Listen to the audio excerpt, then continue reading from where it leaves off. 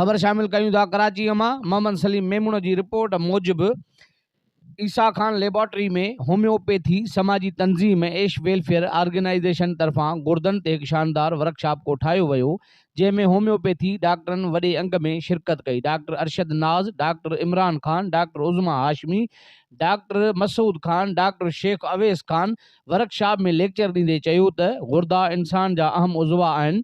साॼे पासे वारो गुर्दो खाॿे पासे वारे गुर्दे खां थोरो हेठि आहे, छो जो साॼे पासे वारो पासे जेरो यानी लिवर हूंदो आहे। गुर्दा नेफ्रोन मां ठहियल आहिनि।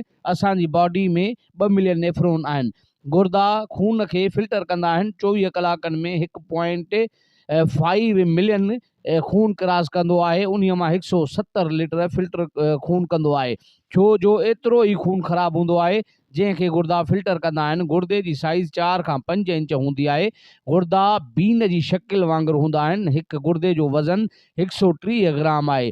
असांजे मुल्क पाकिस्तान में तक़रीबन 30% माण्हू गुर्दे जी बीमारी में मुब्तला आहिनि।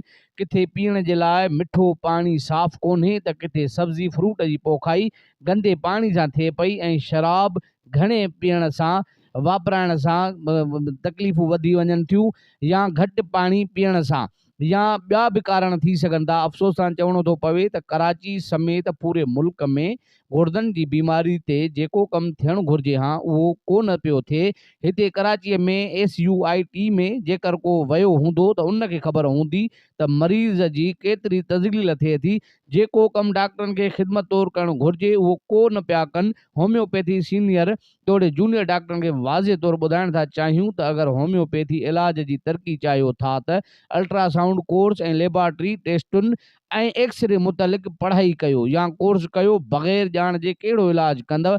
अॼुकल्ह 3-4 महीननि जो अल्ट्रासाउंड कोर्स कंदड़ बि पाण खे अल्ट्रासाउंड जा माहिर सॾीनि था, जिन न एनाटॉमी पढ़ी, न फिजियोलॉजी पढ़ी, न उन मुतलिक़ा ॼाण आहे, जेका सरासर ग़लति आहे। अल्ट्रासाउंड कोर्स जी बुनियादी तालीम जेका आहे उहा MBBS पास करण खां पोइ थींदी आहे, जंहिंखे सोनोलॉजिस्ट चइबो आहे। अॼुकल्ह जी लेबॉरेटरी टेस्टुनि समेत अल्ट्रासाउंड एक्सरे जी ग़लति रिपोर्टुनि माण्हुनि खे वेतर बीमार करे छॾियो आहे।